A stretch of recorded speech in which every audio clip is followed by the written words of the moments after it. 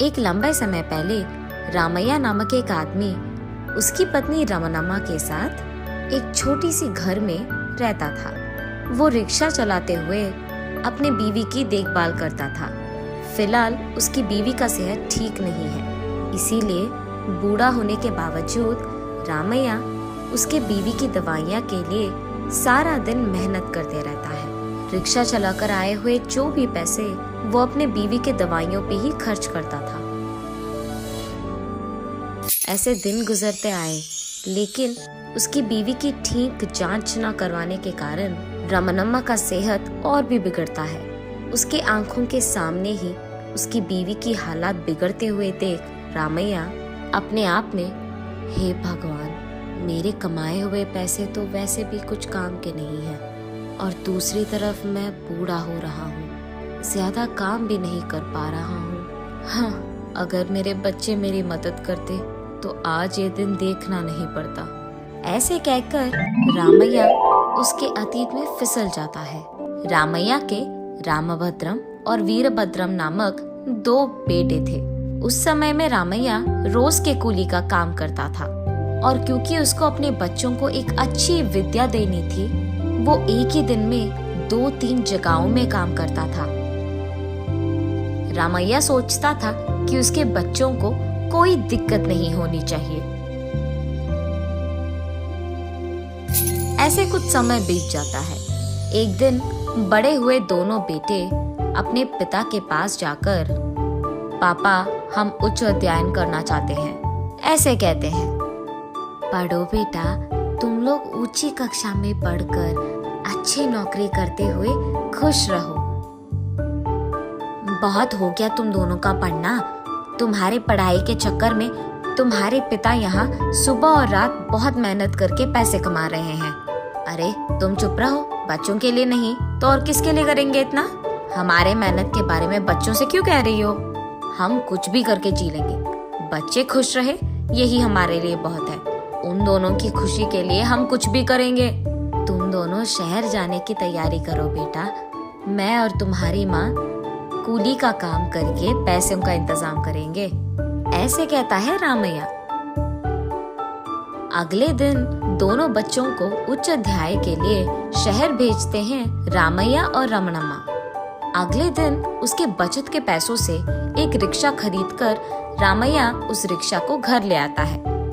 आज से थोड़ा ज्यादा पैसे कमा पाऊंगा, ऐसे कहता है रामैया। शुभ है जी, आज से मैं भी आपकी सहायता करूंगी। ऐसे घर पे खाली ना बैठ के कोई काम देखकर कर लूंगी। ठीक है, मैं आज से ही काम शुरू करूंगा। ये कहकर वो रिक्शा लेकर वहाँ से चले जाता है।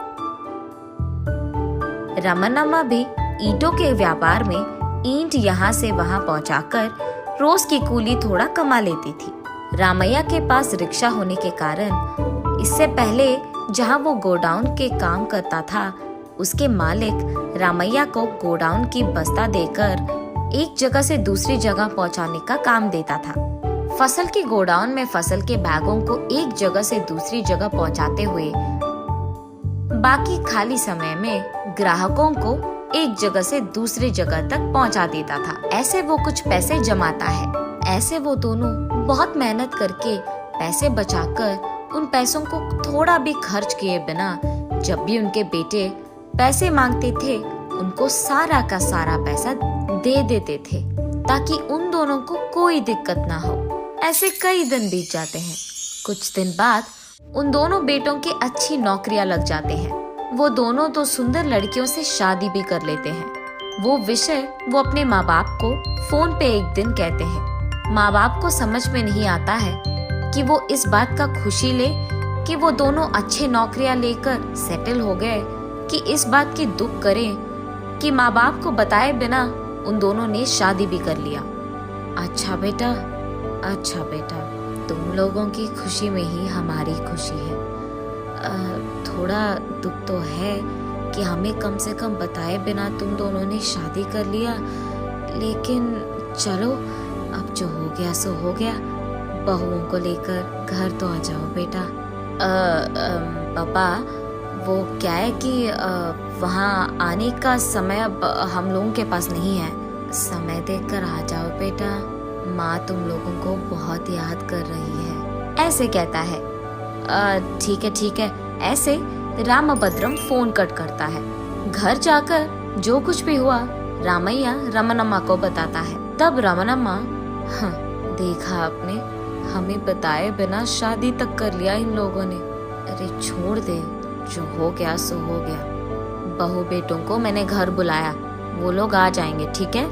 ये कहे कुछ दिन बीत जाते हैं। रामैया और रमनम्मा दोनों अपने बेटों का इंतजार करते ही रहते हैं और बेटों से उनको कोई समाचार नहीं मिलता है। इसी कारण रामैया अपने बेटों को फोन करता है। क्या हुआ पापा, क्यों कॉल किया आपने? मैं और माँ तुम लोगों के घर आने का इंतजार कर रहे हैं बेटा।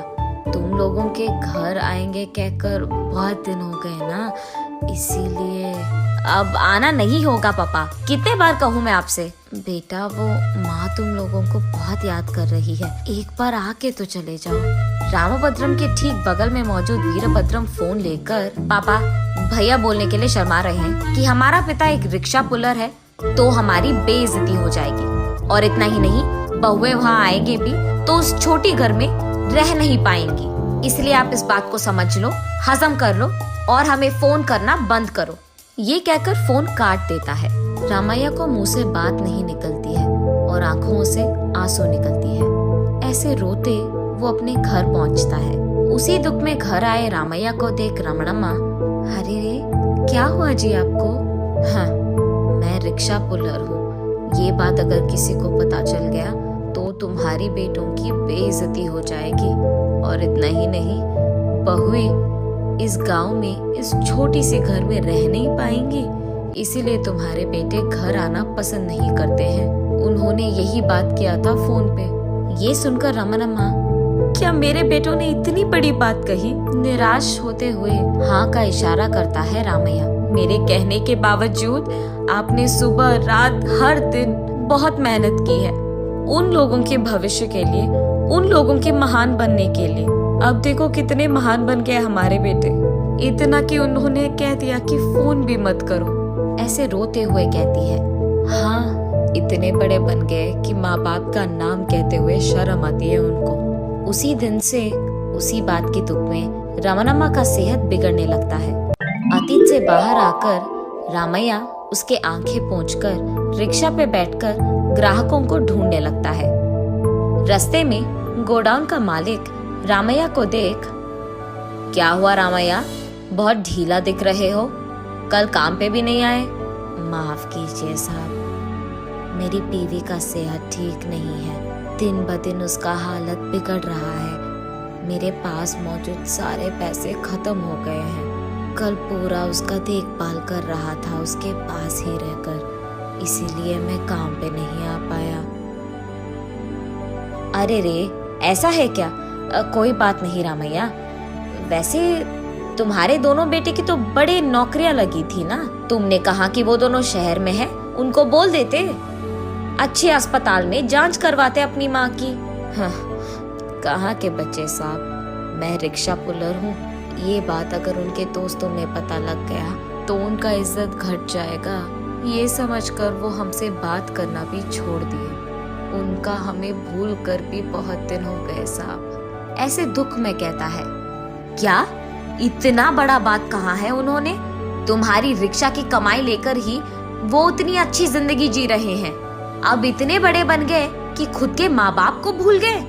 अच्छा, ऐसे कहकर अंदर से कुछ पैसे लाकर रामैया को देते हैं। जाकर अपनी बीवी की जांच करवाओ, उनके ठीक होने के बाद ही वापस काम करने आओ, समझे? अरे रे साहब, इतना पैसा? तुम पहले पैसे लो और अपनी बीवी का इलाज करवाओ, जाओ। ऐसे कहता है। पैसे लेकर वो अपनी बीवी का अच्छा इलाज करवाता है। मालिक के कहे के अनुसार ही अपने बीवी का ठीक होने तक उसके पास रहकर उसका बहुत अच्छा देखभाल करता है रामैया। उसके बीवी के सेहत के ठीक होने के बाद ही रामैया रमनम्मा से जो भी हुआ बताता है। उन्होंने बहुत अच्छे इरादे से हमारी मदद की है जी, अब हम भला उनके पैसे कैसे चुकाएंगे? मैं भी वही सोच रहा हूँ रमनम्मा। अब मेरे पास उसका एक ही उपाय बचा है, वो उपाय क्या है जी? अपनी रिक्शा बेचकर आए हुए पैसे उनको दे देते हैं। ठीक है जी, उनको देकर हम वापस कोई दिन का कूली करके उसी वेतन से जी लेंगे। लेकिन जिन्होंने मदद की है उनका कर्ज तो हमेशा चुकाना होगा। अगले दिन रामैया रिक्शा बेचकर आए हुए पैसों को गोडाउन के मालिक के पास ले जाता है। साहब नमस्ते साहब। हाँ रामैया, बीवी का सेहत कैसा है? आप ही के मदद के कारण वो भी ठीक है साहब। भगवान आपकी कृपा करे। ये लीजिए साहब, आपके पैसे वापस करने आया था। रामैया, मुझे तुम्हारी मदद करनी थी, मैंने किया। मैंने कभी तुमसे पैसे वापस नहीं मांगा था ना, अपने पास ही रखो। पूछे बगैर आप जैसे अच्छों का कर्ज चुकाना तो हमारा फर्ज बनता है साहब। वैसे इतने पैसे तुम्हें कहाँ से मिले? वो साहब मैंने रिक्शा बेच दी। ऐसे डरते हुए कहता है रामैया। तो फिर तुम कल से क्या काम करोगे रामैया? मैं तो कोई कूली का काम कर लूंगा साहब। रामैया की अच्छाई देख मालिक कहता है, ठीक है, वहाँ पे वैन पड़ा है, तुम कल से यहाँ आकर वैन चलाते हुए काम कर लो। साहब अभी तक आपने हमारा बहुत मदद किया है, अब ये भी। बहुत समय से तुम मेरे पास ईमानदारी से काम कर रहे हो। तुम्हें मैंने कभी 1 रुपए ज्यादा नहीं दिया है और तुमने भी कभी नहीं मांगा। ये सोच लो कि तुम्हारी अच्छाई का ये मेरा तोहफा है।